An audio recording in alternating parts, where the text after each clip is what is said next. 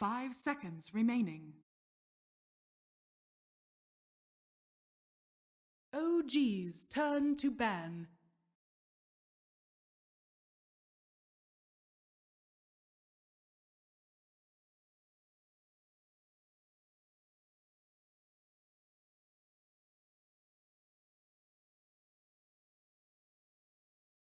Ten seconds remaining.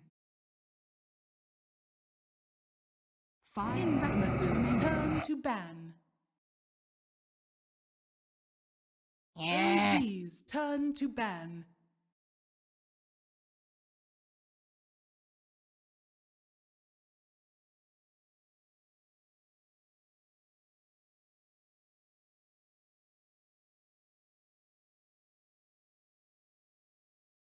Infamous's turn to ban.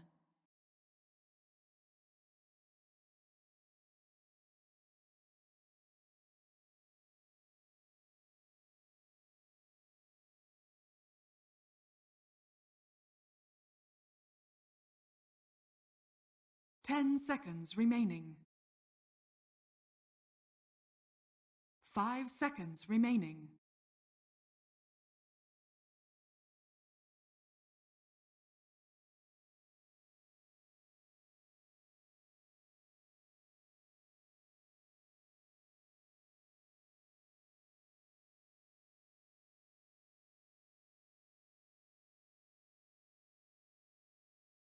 OG's turn to pick.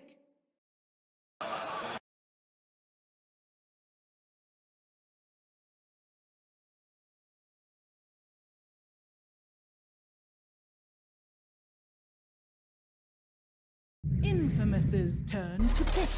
Dazzle.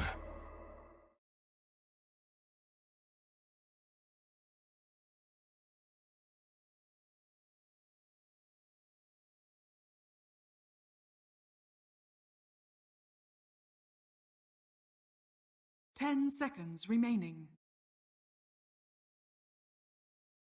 5 seconds remaining.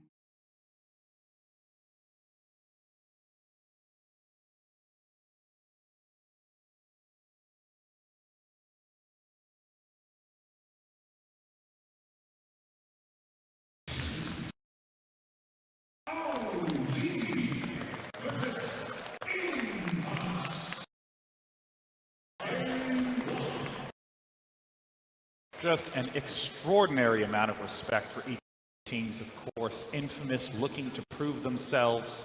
OG looking to build upon their incredible reputation and not get slowed down by the external pressure upon them. Already we're underway in the draft with some extremely unusual first picks. We got Alex straight up banned by Infamous. They don't want to let Ana even have a chance at taking that. Going straight into Viper Night Stalker themselves. I love one-button heroes, man. Viper is a tomato special, one of his favorites. It was often first man versus them in the group stage. Really? He's actually really good with Viper. I'm real interested to see what the itemization is going to be like. You'll have a blast this game then. Oh, What really Always stands out to me learn. so far are these first two bans from OG. Immediately banning Silencer and then the PL as well, and then first picking the Dazzle. I think the Silencer ban is totally intentional. It allows Fly to play this defensive support without the worry of global silence, stopping him from saving his ally. Banning out the PL also allows them to pick some single target DPS heroes for Ana or No-Tail. I thought maybe they would go Terrorblade here with the second pick, but gonna wait on that a little bit. Terrorblade very good versus both Night Stalker and Viper. They want to keep it open, and it just seems that most teams here now in the lower bracket, in the best of one, they want to pick comfort heroes. We see the Viper for Infamous, and we see Dazzle for Fly, and Tusk for Jerax. Yep. So, and I mean, Jerax has been playing Tusks for so long, so that is a hero that he's good at. I like Tusk a lot versus Viper. Snowball and Shards are very good for getting on top of the Viper. Sigil is great for slowing him down. Viper, not a very immobile kind of core until he gets that Hurricane Pike. But he slow down and people can close ground pretty quickly with Tusk. Night Stalker as a result, the ability to gain the vision works well with Viper, helping circumvent that mobility problem just coming in position. Certainly. guess that is where they banned Prophet as well, because Prophet, he opens up the map a bit, like to split push, and as Peter said, that Viper is not a mobile hero, so... It's very focused on single target damage. He also does very poorly versus Terrorblade, which I really like that ban from them. I think it's smart. At this point in time, you know, if you look at OG, they have a nice solid support, nice saving hero in the form of Dazzle, a nice roaming hero in the form of Tusk. Legion Commander ban, and they're telling a lot with their bans right now. I'm definitely expecting some sort of illusion hero or hero with a lot of summons for no tail. Furion's banned, Terrorblade's banned, we still have PL's banned. PL's banned, still have what, like Naga Siren, Brood Mother, AM. Mage, I suppose we could see Mage. AM is quite good against Viper, because Yeah, he I just don't like him splits. that much versus Night Stalker though. Yeah. He's a hero that likes to farm very confidently, and when the map's dark and you can't see that much, Night Stalker can oftentimes sneak up on you, fly over the trees while you're farming neutrals, and As soon as you can kind of get the Manta though, then you're quite fine, but definitely. you're still scared, for sure. King Tech has played a lot of ES. Shaker, I'm surprised we haven't seen Shaker picked up or banned at all here. I think it's pretty good versus their heroes. Very common counter initiation versus Tusk. Good hero to protect the Viper with.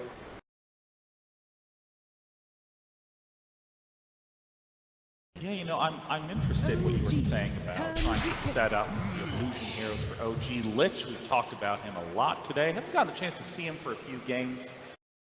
Lich, you know, Ake, you've been mentioning so much how he's great at roaming and attending to almost any lane that needs him. Yeah, he's not as good as like to roam, but he's very good to be on a lane like statically, to just be there. And since they have Viper mid, I don't think he's gonna go mid because Viper is already a very strong laner. So he's probably gonna go to the off lane with Glitch. Definitely, I think that Panda is meant to most likely lane up against Viper, skill the Drunken Haze level 1. 10 seconds. Be good for laning against Viper, helps us a lot. S4 usually play though? I think No-Tail plays Panda as well, that's right. so that's why I'm guessing Anna's going to play maybe that anti-mage or some sort of hard carry in one of the lanes. Whenever they pick this hard carry, then No-Tail usually goes mid and they let Anna play. Can you talk to me a little bit about Brewmaster? Because I mean, I haven't seen him in too many drafts. I don't really know how he would factor into a team lineup. He is a lot of team fight. He's a blink initiator. He's really great against a hero like Viper, who doesn't really have any blinks or mobility. So once you initiate the team fight, you can stick on him with all three of the Panda summons, or you can just cyclone him up and deal with him later. He's like an anti-carry, an anti-non-illusion based carry. Yes. Earthshaker for Infamous. Infamous. That's their offlane hero. Oh, CK. Chaos. Forgot about that illusion guy. So there's still, I think Medusa, we've seen with Ags, really good counter versus Chaos Knight. It's still also quite open on that Brew can go mid and offlane because Chaos Knight is a hero that No-Tail plays as well. That's what I was thinking. It's more the fun.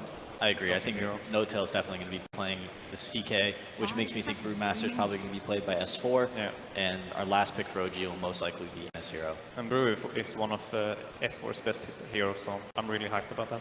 And you've mentioned Sven is a great pick against Lycan, any heroes that summons or extra illusions. Still the possibility for Infamous to pick up Sven in this last pick. I like up Sven. against the Chaos Knight. I don't like Sven so much versus Tusk and Brew. I think these I think it's BKB good heroes- versus Brew. Is it? Yeah. I don't like it. You destroy the pandas with your ultimate. I think you just get cycling them. But you build BKB. Versus Tusk. Okay, so when you're playing against Brewmaster, a BKB hero is important. Otherwise, you're just going to be like Viper and you're going to be spinning in the air in a cyclone doing nothing. If you're expecting to take team fights and win them, and I think that they'll have the team fight advantage with the Lich Chain Frost is also really good against Panda because it bounces off all the little brewlings or whatever you call them. The mini pandas. I call them like brewlings instead of broodlings, but These sub pandas. Yep, there's the Sven ban straight up for OG. Told Wanna you, make dude. sure I that told Chaos you. Knight. I like Dusa more. all right, maybe they're gonna do something. What do I know? I think Dusa fares better versus CK. Fly agrees with me. 10 So are you seconds expecting this last pick to be an Ana pick? No chance of Ana going safe. Very. Chaos Knight. I think in a best of one elimination match, I don't. It's gonna be Anna hero who goes mid. So in that sense, Medusa could work, I guess. But if they put that mid, I think Lich can just go mid with Viper and then Medusa is not gonna. Yeah, what do you think of Infamous. puck. Infamous' turn to pick. All right, Invoke. Invoker Okay. on a special. Yeah, not bad. It does pretty well versus Viper mid, I think. It can be an even matchup. I'm sure Jarex is going to be right there with him the whole time, supporting him, making sure he doesn't get, As usual. yeah, too hurt in the laning phase. And Sometimes hard to play versus 10 NS. seconds remaining. Sunstrike follow-up for Chaos Knight stuns. 5 DPS, seconds now they've got remaining. like 2 damage dealers, fight, defensive supports, and this utility Tusk to... I'm sure Jarex makes crazy plays on Tusk every game. Duso looking a lot worse versus Invoker. Not really sure what options there are to deal with CK. Would you describe the OG lineup as very well rounded? Or is there a particular hero that they're really focused on? Hero. I think it's a pretty well-rounded lineup. They've got nice building push, decent... they're lacking a little bit in catch, but lots of team fight. Troll Warlord, the final pick for Infamous. And Merlini, I need your thoughts on this Troll Warlord before we head into the game. I just don't think there were that many better options. They have 16 seconds left of reserve time. Sen was already banned. I don't think Deuce is very good versus Invoker. The AoE blind decent versus Chaos Knight, not amazing. At least they have the Earthshaker to deal with him. Well, Infamous is looking to showcase their skills and get the respect they feel they deserve. And of course, OG, a fan favorite going in, wants to prove that they can win a TI just like they've won 4 majors leading into this event. It's time to get into this lower bracket match. Take it away, gentlemen. Sean uses the best phrase, can you win at TI? A question which is asked for the Peruvians because they want to be able to prove themselves, but it's also a big question for OG. Under the OG brand, they have not won a series here on the main stage. They've won a majors. TI. He has won a can do TI. it. He's actually one of the 5 remaining players who have actually won a TI competing in this competition. So now they're going up against multiple odds. Who can actually double down on this? And can OG actually win? Double down and win series here? two TIs at once. Yeah, that'll be one way to do it. That's a lot of money to pull in. He's Yeah. taking fly share, 10%. 3 Aegis. Think about it. Oh, E-Guy. Is that what it's called? E-Guy? It's 1 Aegis, 2 E-Guy? I know. I don't say it right anyways. I'm not, yeah. No one That's does. true, you never No say one it says first. the Aegis of the immortal. Anywho, yeah, let's have a look at this game. There's a couple of really interesting things in this draft, actually. Just historically, when it comes to OG, this is an S4 classic. The Dazzle Brewmaster used to play this with Alliance back then. Really like the synergy because of how the 2 heroes play off each other very nicely. In the lane, you have the 2 slows. And then when it comes to team fights, you actually have a heal bomb every fight. You can heal this Brewmaster split to deal massive amounts of damage. And they have a very easy time getting in because they're so mobile, especially the Fire Brew, but also the Cycloning Brew, I don't know what it's called, the Wind Brewmaster, whatever. Wind Brewing, Fire Brewing, Earth Brewing. Yeah, let's keep it simple, I guess. That brew can also very easily get in. In addition to that, we have the, what was I going to say? We have the thing that Wings actually presented. I can't remember which tournament it was in, but they ran Invoker together with Brewmaster, where they would Alacrity the Earth Brew. That Brewling does a lot of damage to buildings, and then when you give it that attack speed and damage, it's actually pretty crazy. All right, let's look at a fight here. Yes. Looks like something's going to go down. Smoke Jirax, here comes your shards out forward as Matthew trapped in at the moment. He wants to break free, but there's nothing he can do. He can turn for a void. The Fissure stun! Is there enough space? Even with the Fairy Fire, it won't be enough. That 1 second Chaos Bot stun provide the extra damage needed to kill off the Night Stalker. Tomato is going to rotate himself over. They go for another Shards. Now it's King Tekka trapped in. The Shadow Wave with 3 heroes. Another Fissure to create space, but a second time the stun will connect, giving Notel not only a double kill, it'll be a double rune. I'm sorry, but they get 2 kills and fly immediately, right? Can anyone upgrade the courier? That's position 5 right there, all right? We got 2 kills, guys. Someone else got the courier this game. That's the 604 gold that Chaos Knight's currently walking upon. Unfortunately, he's got to wait 3 minutes. Obviously a really good start for OG. I think they got more than they came for. They came for that 1 kill, and then King Tekka came in. So Now they're going to go for again. more. Jirax throwing out the shards onto Matthew, but cannot trap him in this time. I think this is a very Viper-favored lane in isolation. I'm not sure I agree with PPD that Invoker does well in this matchup. If you get help on both sides, it's obviously a totally different story. But I think the help in mid from Jirax is very important, and he probably has to stick around for the majority of the time here. Once Viper starts hitting this level 2 and level 3, the Invoker can actually almost get zoned off the lane. Having orb attacks in general against Invoker is really powerful, because his primary defense in the lane is the creep aggro itself. when the enemy tries to go on you, you don't have so much to respond with, but the wave can do it for you. Viper, he's just going to hit. The upside for Invoker is that he can, first of all, get a lot of help from Tusk and almost get a kill here. Sunstrike, Tomato. Oh, he gets hit by it, but Ana voided up underneath the tower. He's not taking any more damage, but Tomato revealed out by the one melee creep. They know he's in there. Ana is waiting for him to break out the tree line. And Tomato, well, he'll show himself in relative safety under the tier 1 tower, but damn, he needs some regeneration, and Courier is bringing supplies. Yeah. To finish off this matchup, I think, in addition, one thing that speaks for Invoker in this matchup is that Viper doesn't push the lane very well. So Invoker sometimes struggles getting 2 waves under his tower and losing farm and getting harassed. Viper's not so good at that, but he's more of a stalemate hero in mid, I want to call it, who just holds the lane in place and then harasses you away. But so far so good from OG. I think JRX has got a lot done in these first 2 minutes. Well, they might get some more done. King Tagger has to go for the Fisher once more, still slowed up a little bit. Was expecting some level of rotation up from JRX, but instead, he's coming down to bottom lane to try and work with S4, who's been having not the time of his life. Snowball forward, they bring in S4. Estelle just tries to do as much damage as he can, denies up the regeneration rune, and successfully TP's home. Nice TP. Using the Frost Blast there for the attack speed slow. If he didn't get that off, he would have died for sure. So playing it to the limit there, King Tekka gets gone on again by No-Tail. So these lanes are playing out kind of the way you would imagine. Viper is starting to, even with all the help of Tusk in mid, the moment Tusk leaves, Viper is starting to build a little bit of an advantage, just getting a lot of denies, mainly against Ana Hero, giving some experience advantage. And Tusk is immediately coming back in here to try to combat the Night Stalker. Bottom lane Troll. Troll versus Brew is actually a pretty awkward matchup, because nobody can hit anything. Either drunken hazed up or the axe mischance percentage just kicks in. But it was nice for Benjaz to start with. He had the help of the Lich, so he was always dragging the wave back. The Frost Blast is guaranteed to connect into the Brewmaster at least. Yep. But S4 kind of got also lucky. He found the Observer when he threw down his Sentry, so he also got the double regeneration to combine up with the PMS. So his sustain in the lane ended up becoming a lot better. He's still 9-0 CS to the 19-3, but he's getting a lot out of the lane. And you compare that to the other offlane, King Tekka, 3 for 1 on this Earthshaker. It has not been the dream start for him, dying to start with, but just cannot get anything in the lane. This lane is difficult for Earthshaker. Chaos Knight's one of the stronger heroes because he can pull you across the fissure. He has a lot of damage output by himself, and you combine it with both the slow and the heal bomb of Dazzle. Shaker can't really come in close. He's just going to have to play to leech here and get whatever he can and hope that the other lanes go well. Fortunately, they're going pretty well right now.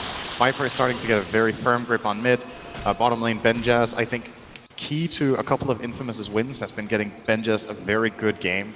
Notably the Anti-Mage game against Secret in the group stage, for example. They did end up winning and getting a draw in that series. Benjaz was very integral to that victory. So getting him off to a good start and getting him comfortable is surely going to help. I kind of like Troll in this game. I think it's pretty good. There's a little bit of a problem until... Oh, actually there is on top lane. King Tekka, the Fissure catching 2. Matthew's there, the Sunstrike is going to connect, but the damage is split between Matthew and King Tekka, so Fly will fall. And a much needed rotation from Infamous arrives on the north. Jirax is waiting to attack into the mid lane. It was the bottom lane where S4 was actually pushed off the lane. He took too much damage while trying to take a pull. So only now does he TP back down to the bottom lane where Troll Warlord's been having a free time. Shaker's still struggling. It's nice that they get that kill, but it's still a big rotation from the supports of Infamous, and Shaker has to go back to base again. Having a hard time. And you compare him to the Brewmaster, the discrepancy is just growing and growing. That's the main gain of OG in this game, is that their offlane is faring better, and the trade-off is that their mid laner is faring slightly worse, but not enough that I think this is a cause for concern right now for them. Jirax is coming to the mid, maybe at the perfect time. Bit of miscommunication there. I think they wanted to fissure into Night Stalker sound slow and then Viper, but yeah, now it's Viper who's under attack. Oh, Jirax, that's... It's 2 points of corrosive skin. They're not going to be killing off Tomato with what they've got right now. I thought Infamous were going to go for that kill, actually. Well, they might have another one. It's No-Tail. Matthew breaking free. The Fissure is there. No-Tail trying to get on the other side. Reality Rift helps him out with that. Support is nearby in the form of Fly. I like this one, No-Tail going bottle. I think it's good on safe lane Chaos Knight. You have very easy access to the bounty rune. Oh yeah, he stuck around. He tried to damage Fly. That wasn't going to work. The Fissure gets thrown out, but Fly already finds that kill. Meanwhile, in the mid lane, Jirax is the other casualty of war. Ana under his tower, trying to invoke up the cold wall. Maybe that is enough to keep him away. The damage, there isn't a tick for him. So Ana will survive, will burn the salve. Consumables is not something he wants to keep buying when he tries to save up for that hand of Midas. But it gets offset with the death of the tier 1 tower of Infamous on top lane. It's the nature of the Viper matchup. I think you're going into the game, your mental state against the Viper is, I'm gonna need to buy regen. That's how the lane works. If you want to be greedy and try to save up for your Midas, he's gonna punish you and send you back to base 4 times, and then your Midas is delayed way more than if you were to send out a couple of flasks. So it just keeps him behind, like he's 300 net Matthew worth has behind in the Invis moment. rune here. He's thinking about it. Ana seems to have a read that something is fishy here, and that means Tomato can just hold the lane forever in mid. There's 15 CS up on this Invoker. I think they're coming for the Shrine. Maybe another thing. Actually, they don't want to take S4 Shrine at this point, even if Ana is low on mana. He has to jungle already with Invoker. This Invoker doesn't like to have to do this, going to farm jungle at 7 minutes, but I like the decision from Ana to do it. It's the best play on the map. Sometimes the best play sucks, but it's the best one, and you gotta take it. So, at the very least, he didn't die before when he used that nice ice wall, so he's stayed alive, and 24 CS, you don't feel good about that as Invoker 7 minutes in. Yep. You feel good about not dying to this Radiant lineup, though. This is a terrifying mid lane to play Invoker in. For this entire nighttime. You probably feel better about Notel's condition. He's doing great. Yeah, he's having Grey Farm up on the top. He's still only just a little bit ahead of the Troll Warlord. And the Viper is like 600 net worth in front of the Invoker, which isn't the best trade-off either, but it's the fact the Earthshaker has got nothing out of this top lane. Like King Tekka, he's died 2 times. He's really struggled to find any space to farm. This is a great rotation from OG. They have the heal bomb. Nice. Shards forward. Snowball catching 2, combining with the clamp and the Brewmaster split. Comes down for the first time. Troll Warlord. The Sunstrike would have killed him if Fly's heal bomb didn't do it. As Lich spin him round and drop him down. Acel will die. And OG can turn this momentum with the first Phantasm use of Notel into the death of the tier 1 tower on bottom lane. It was very clear how they prepared that. They were like, S4 is going to be about to be level 6. We're going to smoke our Tusk and Dazzle down here, use that heal bomb, and if they try to fight back, we TP in the Chaos Knight and overwhelm them. There's like a 3-step plan already there from OG. It's very clear that they were coordinating that. That's the mark of a very, very high-skilled team, that they think ahead that much. It's like chess, you know. Just, if you can predict what's going to happen before it even does, you're way more prepared to make the right move. Oh, Benjaz is trying to predict him moving up to top. Invoker was already moving there. He does cut off his path. There's Jirax who TP'd in here to try and defend the push. But Benjaz here, maybe he's already moving a little bit further to the back of the tower. He can shines out just to harass and drag the creep wave, making life difficult, but he's not really contesting. Meanwhile, Viper continues to level up in mid. And how do you actually build this Viper? Do you go for the sustain? I'm seeing a 4-star currently in his quick buy. How does he survive in the fight while still doing the damage required? He's going to need mobility, and he's going to need a BKB eventually. I don't think he can fight this Invoker without a BKB later on. The Chaos Knight's also going to be a problem. He's mainly getting the Force Staff to get out of Reality Rift, I think, and to be able to counterplay Ice Wall so that he can, you know, stick on his target. It's very important for Viper to itemize so that he can somehow deal his damage. That's still the innate weakness of the hero. It has incredible laning in a lot of matchups, but then you need to turn your network into something that actually transitions into a good mid-game.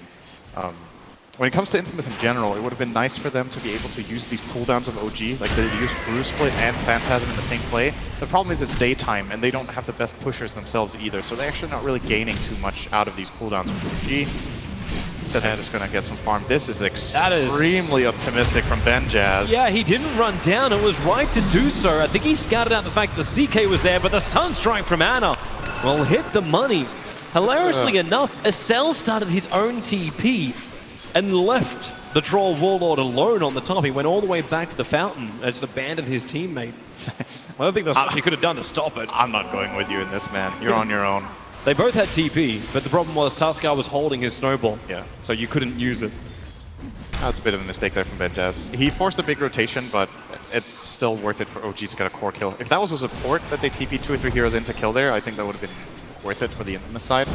But control is big on mid lane. They're coming to mid. Notel sets up the 1-second stun. It might be enough as well. Tomato starts his TP out. Cancelled very, very quickly. Destroyed by Ana Sunstrike, and they're wanting more. Crit destroys the Lich. Finally, Night Stalker will hit the ground. Stunned up by the Earth Ruling, and they got a little bit more. Notel Reality Rift, give the negative armor, and the stun is there. Night Stalker will fall. He cannot reach the safety of the high ground. And once more, OG take a fight and push it to the town. I'm fairly certain Fly is already up. What should I buy? I'm getting rich, man. What to do? I've got like 400 gold. He's got 2 kills, 1 death, and 6 assists. Another great play. He's got more than enough. It's pretty much the same play they just made before. They made kind of the exact same move, well, a little bit different on the initiation order, but using the same abilities to the same effect, getting multiple kills and then a tower. They can kind of rinse and repeat this until Infamous start getting their teamfight up and running. They need the 6 on Lich, they need the Shaker to get his Blink Dagger, and I think that's enough. Then they have a response. But right now their lineup is very slow, and they can't really activate their Viper very well. So OG are starting to build a very big advantage. Yeah, that gold graph is now stretched around 4K and increasing. The experience is a lot closer, however. Remember, the gold graphers are getting it spiked because of the death of those 3 tier 1 towers and the fact that Infamous have claimed none themselves. So the money is looking good for OG, but there's still a lot coming out the Infamous lanes. They're not keeping Troll Warlord at the #1 net worth just by sheer luck. He's building into that Mask of Madness, and then we can see if Infamous can find critical objectives across the map. And I'm wondering if that actually comes through kills, or does it actually come through forcing buildings, using that Troll Warlord's attack speed in combination with the Viper? I think you have to wait. That's the most important thing for Infamous. You have to delay the game without losing too many heroes. You're not in fighting shape right now with your lineup. You can try to find a skirmish here there, maybe with a Night Stalker, but realistically, they're just not online yet. So keep getting the farm in, keep getting the wards out, keep your heroes safe, build toward the BKB. The BKB is the name of the game in this one. It's the best item against OG's lineup. It's like extremely good against both Brewmaster and Invoker. It is an absolute mandatory item on every core on the Radiant side at some point eventually. Shaker's probably going to get it like 3rd or 4th item, but the other heroes have to get it. Like PPD pointed out, you can't play against Brewmaster without BKB in your core. It's like, you're just going to get cycloned. Yeah, he cyclones one, stuns the other, and the CK goes on the other guy. Like, what's your save? Infamous don't have saves. They have Fissure. Yeah, they have the turnaround of the fight from the Earthshaker. Yeah, that doesn't happen until he has the Blink Dagger. Exactly. As well as some decent levels. He's gone for a 2-1-2-1 build. So the Echo Slam doesn't do anywhere near enough damage at the moment until he's got more points up in the Aftershock. We're going to see a tower trade here as it looks. OG will happily trade their tier 1 top for a tier 2 bottom. This tower top is extremely difficult to defend and fairly unimportant compared to other things on the map. And if OG get this bottom tier 2, they claim a way more important objective. Looks like it's not really possible. No-Tail is laying into it, but doesn't want to commit his Phantasm. Yeah, it's so much to commit. They've been looking to use the Phantasm in every single fight. And with Infamous gaining items, maybe that use of the Phantasm is something OG doesn't want to do, because it will feel like a window of opportunity for Infamous. Maybe it feels like they can get it anyway. I mean, at this rate, they can. He's tanking the tower for an eternity by dropping to half health and popping a regen rune. Yeah, it's the never-ending life of No-Tail. He tanked the tower for like 30 seconds. And now he's got enough money to finish up the entire armlet too. Yep, he's going to come out. We've seen Chaos Knights of the past often go for Midas. Hirax. Shards just pushing Tomato up. He can't actually move back down again. The trees block his path. And I thought for a moment he's going to roll in with Fly, but that would have put Fly on the front lines. Needed a different hero to be with the Dazzle. How are we looking now for Infamous? I'm keeping a close eye on King Tekka because I think this Blink Dagger is what's going to change the flow of the game. Either they're going to find 1 or 2 successful fights, or they're going to fight on top such a big deficit that it gets difficult. Oh, they're pushing to the left. I thought for a moment they would actually properly commit onto Ana. The Observer didn't reveal anything, but at the same time, their vision hadn't seen anybody else until Jirax walks underneath the defensive Observer ward on the northern Shrine of Radiant. This is also one of the big benefits of the wards OG got out. They have really good coverage around mid. So first of all, they see some of the more common smoke positions. Often you would smoke behind your tier 2 mid, or between the top tier 2 and the mid tier 2, you would smoke in that area and start moving out. So OG, with this aggressive warding, they have a pretty good read on when multiple heroes are missing, and then they can counterplay pretty easily. Matthew's in a really awkward spot. He took to Flight, able to see Flight. Tomato's going to come over. S4 might do enough. Dazzle, Shallow Grave at the very end, and then throws down the Weave. The Sunstrike right on the money. Tomato takes so much damage from Fly. He will still go down to the Viper Corrosive Skin, but Matthew trapped in the trees. You did all of that to kill off the support Dazzle, and nice. Be right back. It'll take about 10 more seconds. At the very least for Infamous there, they forced the Brew split, but I still think if you're OG, you're happy with this because you killed the Viper. A big core in the game. Of course, like you said, the Troll Warlord is finding a lot of farm, and we'll be reaching a point that it gets very interesting. The question is, can Infamous actually hold heroes in place with deal damage and can he survive? Ball forward, OG can hold him in position, flipping like an omelet, and the Echo Slam! King Tekka arrives, Tusker won't go down, now the Lich only bounces forward, killing off Jirax. It's trapped between Fly and Anna, some decent damage, and has forced him away from the Brewmaster, revealed out, the Shallow Grave still there, starts the TP, where's the stun, where's the control, where's the damage, where's the kill? Oh, he bought a Fairy Fire. He bought and used the Fairy Fire. I actually don't think he needed it, but that was such a good play under pressure there by S4. It's great foresight by him. Stays alive. They didn't have any stun, like you said, and that's the Blink Dagger reveal from King Tekka. He got a really good echo. That's easily 2 or 3 kills if his team is able to connect, but they end up only getting the 1. And it wasn't Jerax, it was 1 support they found. Yeah, and you lost your troll for it. Yep. OG are Double looking damage. toward Roshan. Double damage rune on a Chaos Knight. You've got the damage, you may not have the sustain, however. He heals a lot from alive. critting. He heals a lot from critting when he has this double damage. Let's see if he gets a crit and how much he heals. I suppose with the double negative armor too, you got it from Reality Rip as well There you go. as from the Medallion of Courage. He heals a good 200 every crit. Now he's going to get Alacrity as well. It's like borderline disgusting, actually. Oh, okay. I'm not sure if they have the sustain, Toby. They did. You don't have to have sustain if it only takes you 10 seconds to kill Roshan. Nice play by OG to snipe that. Knowing that Infamous weren't really in a position to go contest. There was no darkness, no night time, so Night Stalker's glorified melee creep. And no Echo Slam. A bit more than that, maybe. But yeah, no Echo. Not even Chain Frost. Even though like all those things did work really nicely for Infamous, like you looked at the fight, and in fact we can have a look at it again. So S4 all the way back to base and just safety first Fairy Fire trigger. Make sure there is no chance. And I don't know if Jirax is watching that or if he's just having a giggle at the lines they spanned out after. That's a good question. Jerax, top lane? This is intimidation tactics. He's completely alone. He's basically mind gaming in here. Yeah, well, he's got the vision. Like they have an aggressive Dire Observe Ward. He knows he's up against 4 heroes, but he also knows they're so far away that they can't initiate on them straight away. So what do? You just kind of knock on the door, bring the attention of all 4 heroes to you, and then just disappear. I really like this play in general. Oh, Jirax hang on. He's snowballing a creep. Is he? Yo. Is he actually? Wait, what? He's going after the Viper. Doesn't have the range for it, and Viper gonna 4-star forward. Jirax has no save here. Shards himself on the hill. They don't see him, but the fissure from King Tekka. All right, he's just batshit crazy, man. What was that?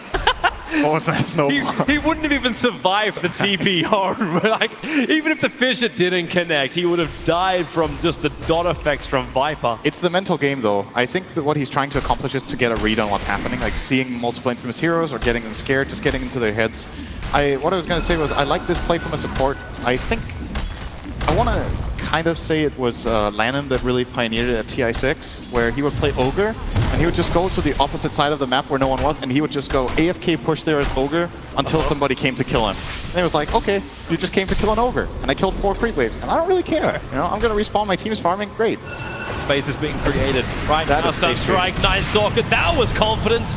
TPing on top of the tier 2 tower, loses his life instantly. Chaos Knight's at least a little bit trapped, but it's Armlet and Aegis. And bottle charges. Nortel back up to 1/3 of his life. And doing a light show from everyone at home. Jirax should find some common sense. It's really nice to hear that interview from Fly before the game. It's like, you know, it's like you need to release, you need to not worry too much about the game. You just need to play it like every other game. It would have been very easy to also worry about the Infamous team. Infamous is no mugs. Yeah, they didn't have a great result in the group stage, but it's the underdog factor. You understand they can lose, and OG should understand that better than anybody else. Losing to both MVP and TNC, the teams highlighted in last TI, the fact that these guys were considered the underdogs against OG. Major winners, 4-time major winners, and OG, their Achilles heel is the big one. It's still TI. They need a good performance. And this confidence is going to help them, and especially this kill is going to help them on their way. Only 1 second stun, but no tell. Oh, nice. 4-star over the hill, but the shards, it doesn't hold him, but the snowball will stop him for a moment. Walrus punch up, and they pull Tomato up. Matthew wants to help out. 2 seconds stun over on the Viper. He's just spending his money knowing that Brewmaster ulti is down. There's way too much control for him to survive. No tell will be lucky. Fly has to self-grave to stay alive, and a cell trapped in by the shards. Jirax and S4 teaming up perfectly. Lich just wants to get to high ground into safety, but the shards just last for way too bloody long. Can't reach the tier 3 tower. And OG will achieve that for him, taking the tier 2 and pushing with this fresh Phantasm of Notel. Even without armor, he's got 2.1k gold. And if that hard ever gets completed, Infamous just won't have the damage. This could actually be Rax almost. They have an Alacrity Siege Creep. That is... They're gonna fight. It's pretty extreme. They have to fight. The BK beads on the Troll. Lich is back to the world of the living. Viper can TP herself to the front line. Jirax, Ana starting that TP out. The Fissure canceling the one on the Tuskar. Notel turns around, so does Ana. Alright, if you want to fight, they will happy to oblige. The EMP burn is perfect, but the BKB out from Benjaz. Notel likely to lose his life, or at least just the Aegis trapped inside the base. And OG, they are not coming to help him. They're standing their ground up on the high ground, well away from Notel. They'll let him die. Took a decent amount to get it. Infamous, of course, they want more. TPing forward towards the shrine. They've already managed to catch up a fly. Jirax as well, trapped inside the camp. The Fissure will connect. Someone needs to reach him. Tomato navigating. Jirax couldn't push himself uphill this time. OG lose 4 heroes. They do take the tier 3 tower, but look at that line from Infamous. Mid, push. Go end. got them, guys. Let's just get the whole mid lane. So I think OG stuck around there because they had a feeling that this barracks would fall, and they were so close. The Siege Creep needed one more hit.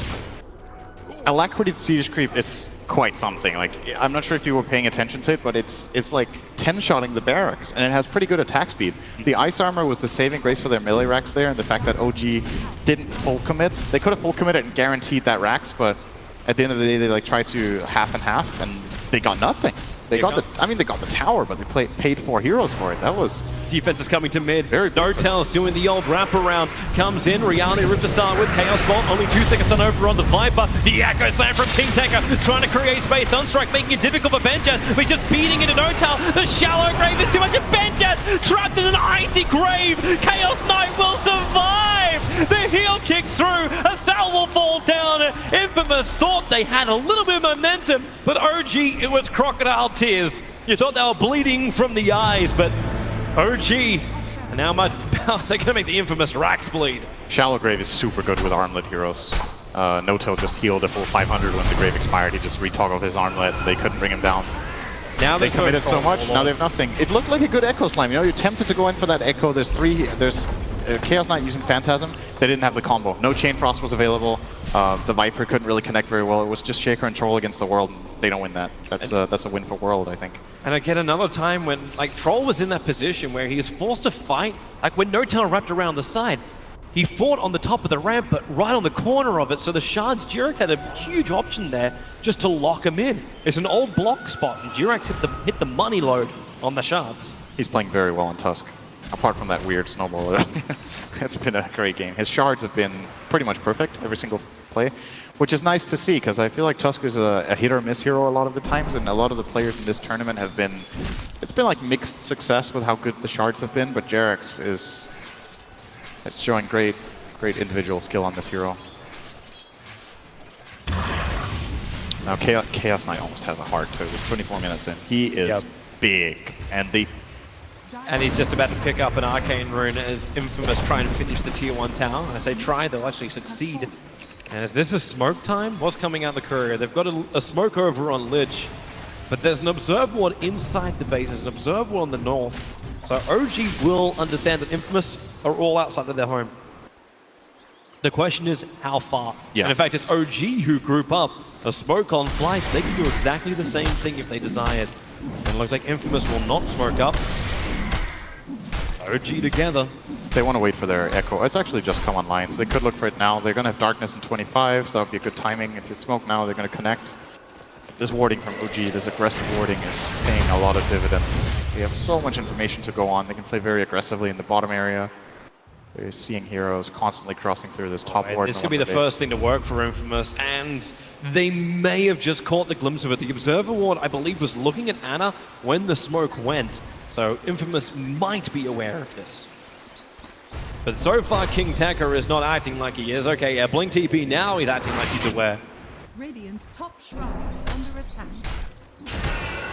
And OG Shrine is will going to fall now. Yeah. Nothing they can do about this. This is a 20 armor, 3.5k hero minute 26 with a Dazzle behind him. This Chaos Knight is very hard to kill, actually. There's two items right now that I think are very interesting for Notel. One is a BKB, and the other one I think Eternal Enemy would love me to say this, but it could be a pipe, at least for his team. He's actually, like, how are they going to kill this hero? Well, you can always They have so much magical damage on the Radiant Sun, that's the only thing that's going to kill him. He can pipe himself into his illusions. Either him or the Brewmaster could get it, for example. Well, Jirax could Yes, actually this type pick of it up line as is opposed really to building an Aghanim Scepter, which he currently has in his quick Yeah, play. I could see it on Tusk as well. Like, just anyone. A pipe for their lineup would be very good for securing and ending this game, and then the Chaos Knight going for BKB is going to make him, like, almost impossible for the Radiant lineup to deal with. Both options seem very good to me.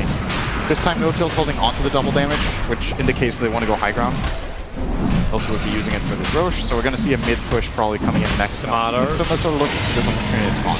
Jirax again was just muscling the mid lane down. But you know that Roshan's done. OG are coming. The cheese is on the Chaos Knight. Aegis Immortal is in the hands of the Invoker. They feel like Chaos Knight can't die anyway. They're going to assume that he's going to get graved, and then when he gets graved with 0 health, he can armlet toggle and cheese, and that's basically an Aegis. And then Ana has the real Aegis, if you will. Alright, there comes the Phantasm. Notel's trying to split and go bottom. And they actually saw those illusions, so they know Phantasm is used for whatever they want to use that for. Just to push mid. Chaos Knight now doing He hits hard on them. 186 plus 155 from Chaos Knight. Onto the tower, and that's a tower with Frost Armor that he's beating into, and hasn't even triggered his double damage rune yet. The Phantasms do a little bit of chip damage, rotate in through the bottom, more doing scouting than anything else, and Fly just hit the negative armor load. He got it on both Benjaz and Tomato, that aggressive weave, so they initiate in on the Viper. A quick force-up gets him away to safety. They're going back to the tier 4 towers, now with a Lich Chain Frost bouncing through the creep wave. It looks like the Brewlings don't even give a crap about it. They just tank the entire thing. Another good chance locking in Tomato. He knows he has to try and get out there and fight, but any chip damage in no time can just be repaired by that heart of his. So Ana stands his ground, killing off the melee racks. 2 more hits, 1 more, there she goes. The melee racks is down, but King Tekka on the back lines. He's found the Echo Slam. They've killed off the Saving Grace. They've killed off the Dazzle. The question is, how much more can they get? Matthews here. Notal wants him a 3-second stun. The shards are nice, but then again, no. It keeps Ana out of the fight. They have to turn back over to King Tekka. Jirax able to do that with his Blink Dagger. The Benjaz now to the front lines too. They find another. The silence onto Ana. OG, why are these pushes so costly? Once again, they have claimed a mid-racks, but how many heroes do you have to lose for it? Notal back into the fight, still has cheese. Ana up and towards the air. He doesn't have that extra life. Tomato can finally bring him down. He'll get money, but the question is, can he live? Without your life, money's not worth a hell of a lot. Notal wants to fight harder. He may have to burn the cheese if he wants to have his stun as well as disable, but the TP out is perfect. All the way home to tell his kids of the tale. But still 2 full lanes minute 28, so very, very good for OG with this.